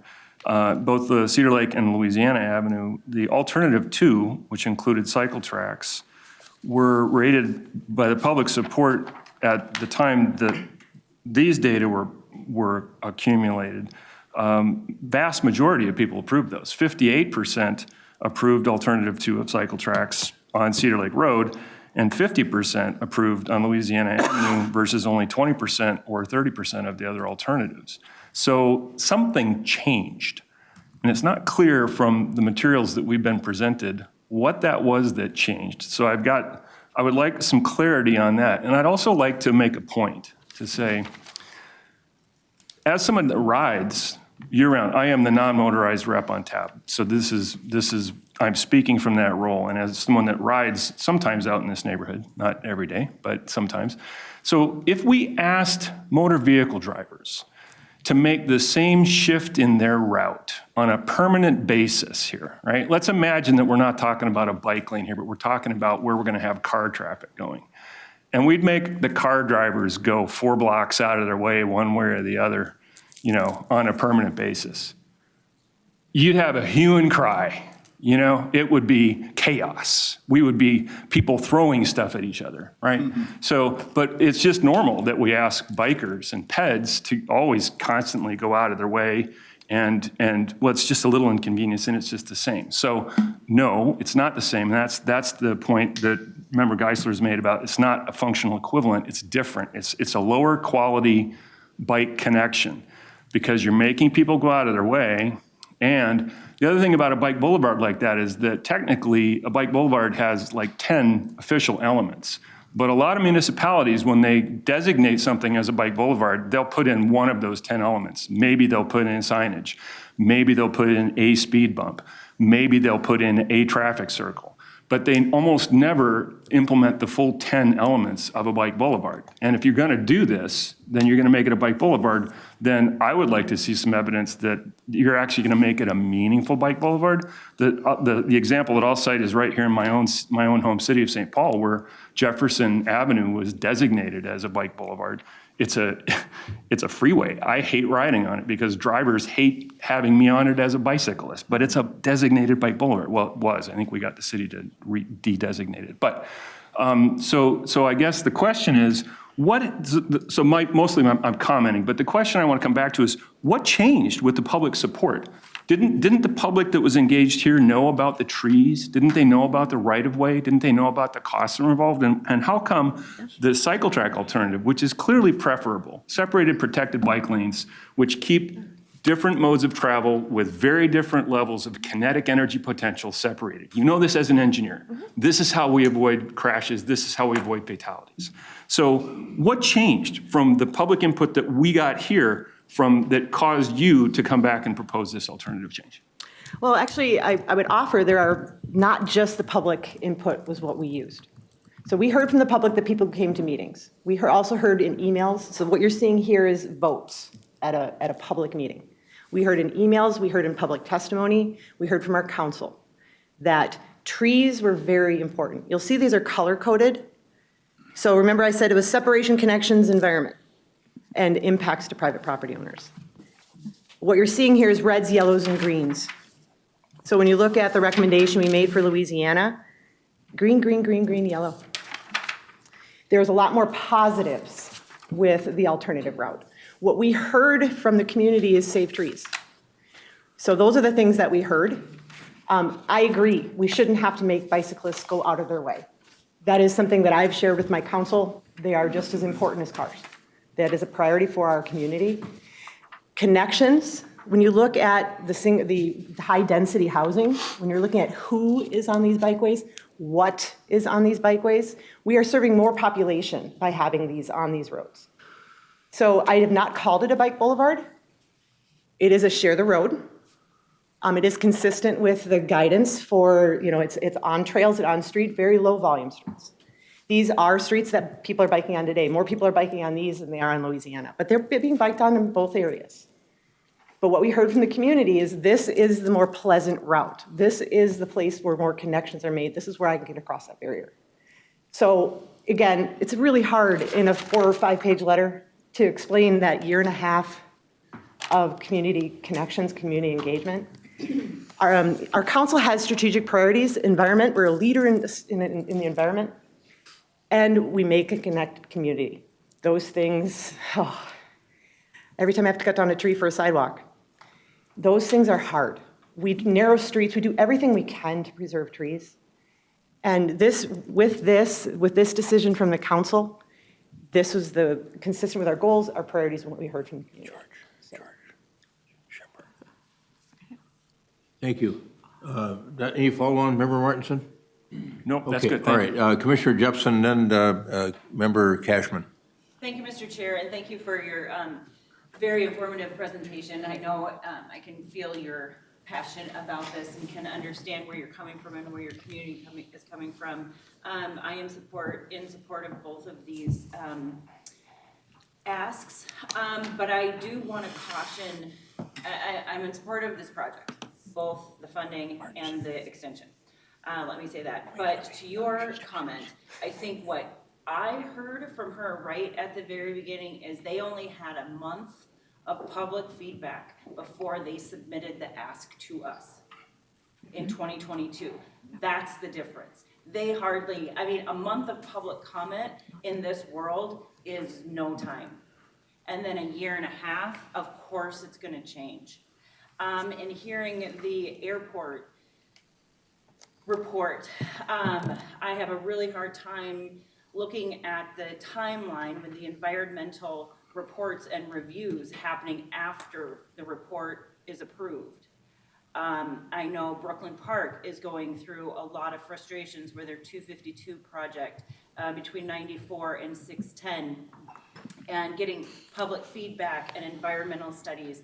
I feel like a number of these projects, a lot of the carts are going before the horse, and we're now having to change our policies and processes in order to accommodate that. So I guess my point is just encouraging when we submit as counties, as cities, when we submit these projects for review and for funding, have we done our due diligence in making sure that these applications are as complete and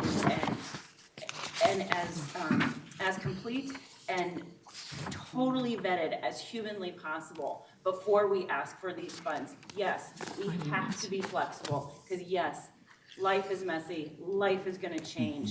But to have a month, 1 month, and I have to assume it's probably one meeting or one way of getting public feedback for a massive project like this that is so impactful to a neighborhood, that is not enough time at all. But again, I am supportive of this change. It sounds thought through, but it would have been nice to have been given this project from the beginning. Thanks, Commissioner. Member Cashman, and then we are going to Commissioner Karwoski. Thank you, Chair, and thank you, Director Hager, for being here. So my district, Ward 7 in Minneapolis, does share a border with St. Louis Park on the western edge of Minneapolis, and so, I'm really familiar with this area. I went to high school in St. Louis Park. Wonderful. And I'm supporting the scope change. I think it's great that you're making the connection with the non-motorized bridges going over 394. And also there's a school along the route, which I don't think you mentioned, but that's huge. And I wanted to ask you, how did you measure the impacts to the trees on Louisiana Avenue? What was your methodology? Like, was it, amount of trees and age of trees put together in a matrix, or what's the methodology there? Well, thank you for asking that question. Any tree is precious to my council. Any tree is precious to our community. The carbon sequestration, even the urban heat island, the traffic calming, all of those things, especially these trees were installed in the early 90s when this road was last reconstructed. They are healthy. That's something we do. Every single street project that we do, we go out and do a tree inventory. We ask, are they healthy trees? Because we don't want to save a tree that's sick or an ash that we know is going to have to be cut down. These are all healthy trees. These are all, there's some 6-inch trees. The average caliper of the trees that are on Louisiana are 12 inches. We've got some 30-inch ones. We've got 12-inch ones. We've got a lot of 6-inch ones. And bottom line, and if you've ever tried to transplant a tree in right-of-way, you know how much stuff is underground? And we've explored the possibility of transplanting trees instead of cutting them down, and it just isn't really possible with gas lines and the other stuff that's underground. So we measured those and we said, okay, is this tree, can we save the street? Can we narrow the street? Can we move the sidewalk? Can we create the green space needed for this tree to thrive? We call it making the tree thrive. And if we can't make that tree thrive, we have to take it. And so that is what we're talking about. So we measured it as, these are trees that are approximately 12 inches average diameter, the ones that would have to be taken down. They are healthy. And they do provide, again, some people have driven it, you've driven it. Louisiana, when you're up there, it's like this canopy as you're driving through. It would completely change the space. So. Thank you. And Chair, could I ask one question? Sure. Maybe it's for Go ahead, do you. a What would follow-up. happen to the funding if it was held back? Sure, go ahead. That's my question. I think for you, I guess, what's the potential impact? You're at 60/40, which is that's a heavier lift than what we normally see. It's about the $170,000. Yes, but Yeah, we're talking about the split, we're because some coming are to that. 20/80. So usually we're 80/20, they're 60/40 already, and so the question is, what's the impact of the loss of the 170? For The the city? impact of the loss of the 170 means that we have to find funding. Very likely will mean we have to sell additional bonds to make the project happen. It might mean we haven't quite gotten to the point where what that'll happen, but we would need to find an alternative funding source, very likely state aid, municipal bonding, because those are the identified funding sources right now. Chair Hager. And it may mean another project won't happen. Yeah, Chair Hager had something to add on this topic. Thank you, Mr. Chair and Councilmember Cashman. I think your question also pertains to if those funds are pulled back from this project, then TAB would look at its reallocation policy where priorities are identified. So they'll still first look at regionally selected projects that have been advanced constructed that might be ready for payback sooner. There's a whole list of priorities. I'm happy to share those with the group if that's not at your fingertips, or we can run through them now. But in the interest of time, there's a policy that talks about and lays out the priorities for where those dollars would land with projects that are already in the TIP. Okay, thank you. Okay, was that helpful? Yes. Member Cashman, thank you. All right, now we're on to Commissioner Karwoski, then Member Schember. Thank you, Mr. Chair. First, before I start, could you point out the overpass over 394, where that would be relative to the new route? So the overpass, so which ones? There's two existing bike ped bridges right at this location? Yeah, the one more on the. Yep, the so new this green right here is the overpass, Okay. and then this green right here. And then the other one is. They're just right over here on the west. Well, that's a compelling argument to change the route. So I'm a Washington County Commissioner. I don't live near there. I worked in Minneapolis, so I would drive Louisiana Avenue. And I think cities, and I served on a city council, and I'm commissioner, these are big dollar shares for cities. They're big dollar shares for counties. So they're big, I represent, in our county, we have some cities sitting on this board. So these are are really big cost shares. The 60/40 is pretty compelling. Particularly a lot of good testimony. Commissioner Gotel, Commissioner Jepson, I think made some really great points. I'll just point those two out. You know, I think I can support both. And our county actually, for those of you that think your TAC member from your staff didn't support this in a vote, Washington County didn't, for good reason, because of the policy on the funding part of it. But in discussing with the intent of St. Louis Park, and they said, you know, we can understand how you can support this as a commissioner. So sometimes we go against our staff. I'm just making the point that we represent the people. I mean, our staff sometimes are dotting i's, crossing t's, and sticking to the books. Also, those connections, what I do feel is a better route. It is unfortunate that maybe the route wasn't identified. I think Commissioner Jepson, your 1 month study. I think I'd rather change the policy on that funding component or the change of scope and rather not penalize this project. I think because it's rated 541 points and the last project that did was 491, this ranked 11th, so that sometimes at least I say, hey, would this still get the funding with this route? I feel it would have been. I just feel that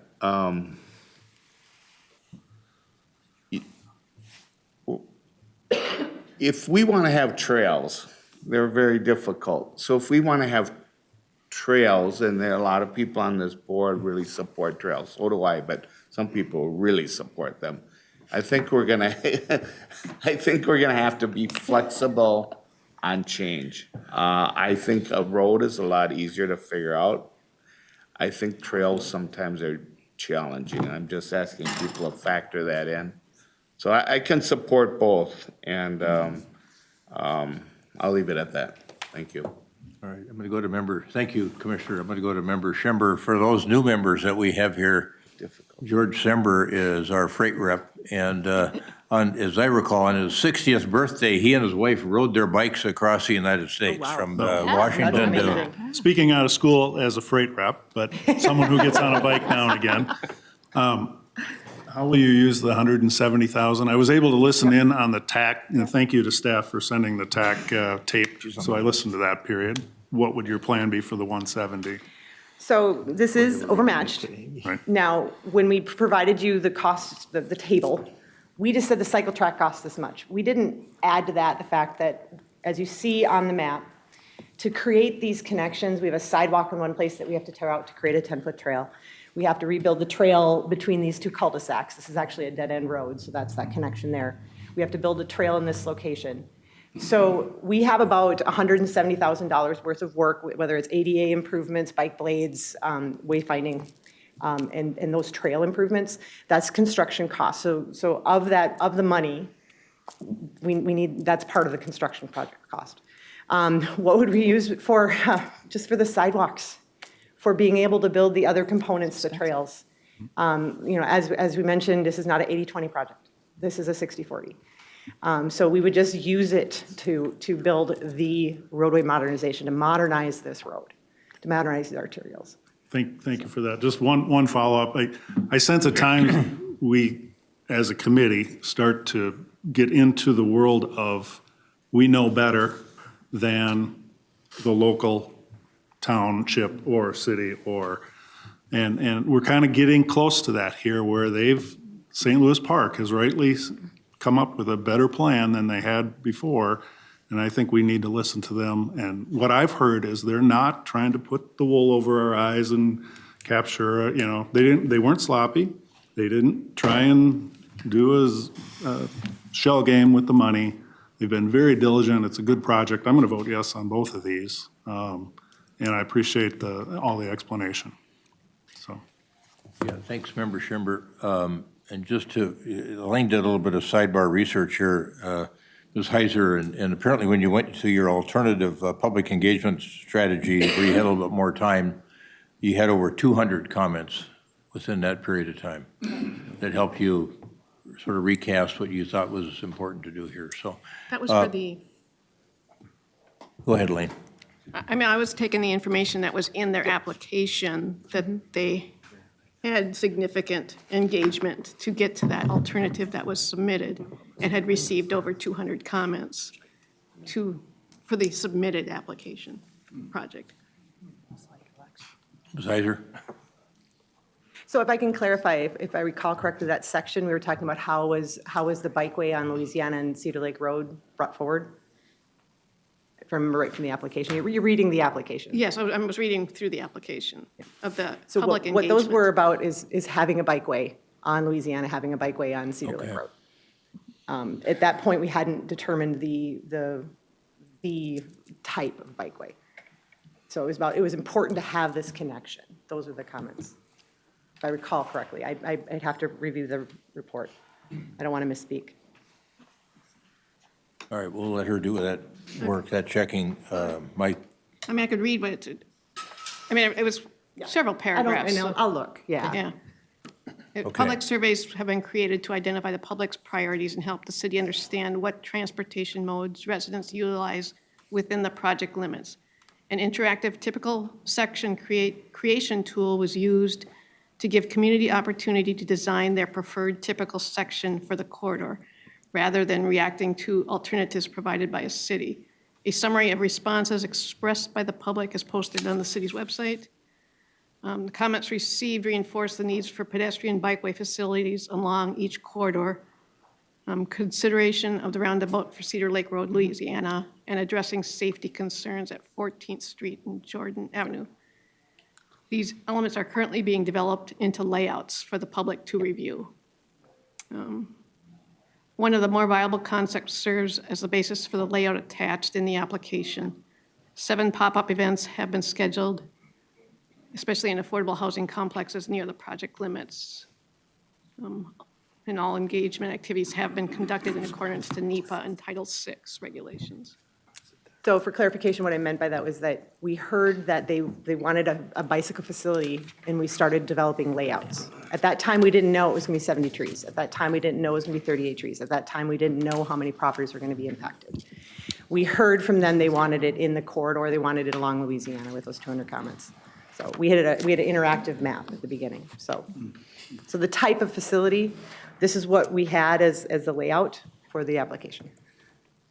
They had not seen this layout, the public. Have the communities around the room, have you done the interactive maps? What we'll do is people will highlight, I like this, I don't like that, and that's really what the 200 comments did. So. We've got several other people that want to inquire or comment, so we're going to now go to the other Martinson, Commissioner Martinson. Thank you, Mr. Chair. I'm going to support both of these issues. And only in the guise of local control. I think that's really important that communities can do that. But I do want to clarify a couple things because it's a personal annoyance, and I want everyone listening to make sure that we're not putting trees against bikes and pedestrians. It's a false narrative. It is a logical fallacy. It's a huge problem. I'm an environmentalist. I'm also a cyclist, and I will tell you that a bike lane with bikes using it and a reduction of cars does more for carbon sequestration than any one of your trees or all 36 of your trees. So if we actually said we were going to remove a car lane to put a protected bike lane, that's actual carbon sequestration. Stop putting cars as a priority, even though you say you care about the environment, you care about bikes and pedestrians, you just put trees against bikes, and it's a crap argument. Don't do it again, and others shouldn't do it either, because if we're actually talking about the environment, we have to think about reduction of car lanes and vehicle miles traveled. Thanks. Thank you for that comment. And now we're going to Member Foster and then Member Johnson. Thank you, Mr. Chair. So I appreciate the scope change. I don't have strong feelings about the bike lane shift. But one of the things that feels like it's come up is what do we do with projects that come in, are funded, and then there's a very short turnaround between that and the community engagement, where the community engagement actually changes the project so that we end up in this conversation again. This is not more maybe directed at you, but more just at like the scope change working group. How are we going to handle projects that are approved? They get a month of community engagement that they had planned for. There's more community engagement that completely changes it. I don't think we should be spending the discussions around scope changes like, how do we handle that? Oh, God. But more like, what's our process going to be to actually handle that going forward? Community engagement should change the project. That is necessary, but we shouldn't have to, this sounds really awful, handle the like aftermath of a good thing. If that makes sense. All right. Yeah, thanks for that thought. We'll think about that in the context of the next solicitation. Yeah. Member Johnson, then we're going to go back to Member Geisler and then Member Holst. Thank you, Chair Hovland, and thank you for, again, all these questions. I have a few comments and then an actual question to get to you. And so I was on the info session yesterday, which was for the appointed members, and so we get to talk with staff, we get to ask a lot of questions about projects. And the one thing that I again, found out only later was that in the actual, I believe in the scope change request, and Elaine, please correct me if this is not in there, but it didn't actually say that there were going to be improvements made to these parallel cords. It just said you were going to use them. And so that was something I think that set off my alarm bells with, you know, why are you keeping the money if you're not doing improvements? And so I think just for like all of these scope change requests, we need to make sure like it's really delineated, like where does that money go? Because that, again, I think was the reason that things got relatively heated yesterday in our conversation about that. And then Joy Bobo sent out the video saying, here's the timestamps, here's what was talked about at TAC, and said, this is the further information you need. So I think just putting it all in one spot would make it a lot better for us to understand what's happening for these pieces. So that being said, I will echo a couple pieces. I'm a cyclist. I like getting from A to B and not having to do a curly Q to get there. And so that part definitely does hit me. Again, I do understand the safety issues too. I think that's really important. Again, smaller, you know, low VMT routes are definitely going to have that benefit. I believe that. The one thing I'll say about just the public opinion piece, because again, I think, you know, when you're asking the community for input, you can have a very wide range of quality and what that is. I'm not saying anything about the quality of yours. I'm sure it was very solid. But the one thing that did sort of strike me about the conversation that was being had was not that these areas that you've talked about with the high density housing, with the people who are using these amenities, or even the school saying we want this to come to us. It was more we don't want it on Louisiana. That was sort of the through line from what was coming in there. And again, I see that a lot of times, and it just every single time strikes me as, is it NIMBYs? Is it NIMBY saying, don't put this down Louisiana? And again, I can't tease that out from what's being stated, but it's the narrative that comes up over and over and over again. So again, I think it's important to talk about why would you have people in the community saying, we want this amenity near me? I think that's a really important thing to bring up. And I'll echo some of the comments from before. We talk about anything to do with cycling, we talk about it in a very different way than we do with cars, even pedestrians. I mean, I think this has all been sort of buried that there's a massive gap right here for pedestrians on Louisiana Avenue, and this is fixing that, which is gigantic. And I wish our conversation was focused on those things much more specifically. So those are my comments. The one question I had very specifically is, so the amount for the cycle tracks that would not be used for that and would be instead used on these other improvements is actually $290,000 between the local match and then the 170. So I think from my perspective, for due diligence, I wanted to know, is all of this being used, the $290,000 intended to be used for the parallel improvements for cycling? Ms. Hager? So currently right now, I appreciate your comments. I'm learning a lot about what to include in the letter. So thank you for that. The cost that we've estimated right now, and I don't want to use it off the top of my head here. So all the stuff I pointed out, where we're tearing out, replacing, doing ADA to create these spaces, to paint the signs, has an estimated construction cost of $162,000. So that's to create a 10-foot trail to make the connections where there isn't anything today, replacing sidewalks. And like I said, this is an underfunded project. So the rest of it go towards building the sidewalks, building the road, modernizing the road, putting in the safe crossings. We actually have a number of enhanced crossings. We have a transit corridor here. There's no question Louisiana has the Route 9. How do we make sure we're consolidating the stops? We've been working with Met Council very closely. How do we make sure people can cross the road safely with the volumes that are there? It's not a heavy boardings, but it's important. Transit's important. So those are the things that the funding are going on. I mean, if you look at a rapid flashing beacon with enhancements, those can cost $50,000 to $75,000 for construction. And so we're actually working through that and, again, funding those, making sure that our roadway modernization project happens. Follow on. So again, I think that's my one concern is that we're not only moving the route for the cycle track, we're also taking away money for cycling facilities that are now being used for other things. And I think the point of, I think we want to be really careful about what things are we pitting together, saying that these have to fight for, I don't want to say the scraps, but it's a very small part of the total budget, when we do have the absolute majority of this being a road reconstruction for that. So I'm very appreciative of all the pieces to this. I wish this wasn't where we had our kind of battle going on here at TAB today. I think this is, again, extra urgency, getting back to Member Geisler's point, we need to get the policy working group giving us back information so that we don't have to keep coming back to these conversations every month. So I'll leave it at that. Thank you, Member. Thank you for your time. Yep, thank you. We're now back to Member Geisler, then Member Holtz, and then Mayor. You got the last word, I think. We'll see. I'm hoping so. So just another comment on this. I think the problem with the table that's presented here funding-wise, it shows that local contribution drops by 120, federal match drops by, rounding up, 170. Yeah. But then we're hearing that there's additional costs in a different way that are being put in a different spot. I think the problem is that what's presented to us, the information here, is not full and complete of we're taking this out, but we're putting this in. We've always looked at what comes out, but not necessarily what the ancillary is. I don't know if that's necessarily on the applicant or on staff for preparing these scope changes. I think that's a piece of information that we really need to understand, especially when there is a potential clawback here.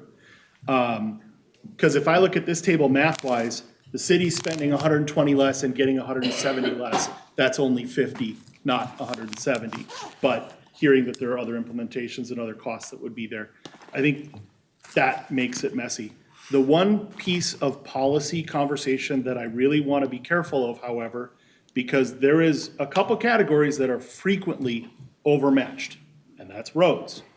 And we seem to be talking a lot about, well, if it's overmatched, they can keep the money. If it's overmatched, they can keep the money. Already losing people. So is that a policy statement we want to say is if you're overmatched, you're more likely to be able to keep your money regardless of what you do. And that applies to all categories.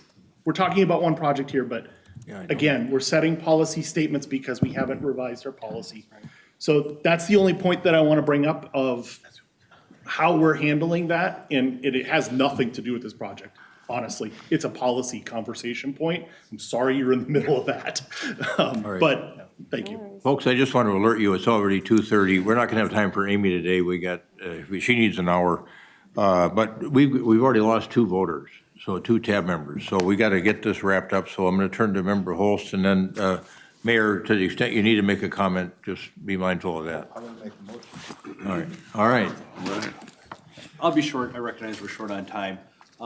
Again, when I look at a project like this, it's so common for cyclists to be rerouted, sort of echoing Member Martinson's comments here a little bit, all over the place. It's sort of a meme in the bicycle pedestrian world, right? That the car route is straight, the bicycle route's a little bit crooked, the pedestrian route is taking loop-de-loops to get from point A to point B. Also, when we see something like this, we talk about vehicles, we know that cars would never get deflected, but we also recognize that there's a purpose for both types of streets here. There's the arterials, and then there's the local neighborhood streets. And you pointed out some really wonderful connections that these side routes give, but that doesn't mean that we don't need the thoroughfare also for cyclists. So when we look at something like this, really we ought to be talking about not either or, but we ought to be talking about why aren't we doing both of these? Because the thoroughfare to get this, to get Louisiana does matter for people that want to get from point A to point B. And yes, I'm happy to connect to, you name the brewery, I'd be happy to be connected to it, okay, right? Or whichever one it might be. That's also important. But we want kids to be able to bicycle to school, but we also want people to be able to commute to their jobs. And so we need both. And there's 7 lanes over Louisiana dedicated to cars plus a median. 7. Cyclists, you could get a two-way with just one of them. So we'd have to go from 7 to 6. So I don't know, I find it hard to swallow that like we can't get bicycles across Louisiana. I love that we got the side ones, but I think we ought to be doing both, not just one. Yeah, thanks, Member Holst. All right, Mayor, go ahead. Well, I want to move this forward. I'll make a motion to move it forward, but I don't know, are we doing it in two Well, you votes? can do it any way you want. If you want to just do it in a single Move motion. Forward as both items as one. All right, so you want to Second. move, that's the way Action Transmittal 2020-405 is actually constructed. written, yes. Yeah. You want to move the adoption of 2020-405 in its totality, which would cover both the scope and the funding request in full. Is that correct? Yes. And I second. Commissioner Gattel seconds. All right, discussion? All those in favor of the motion as stated, adoption of the motion as stated, say aye. Aye. Opposed? Nay.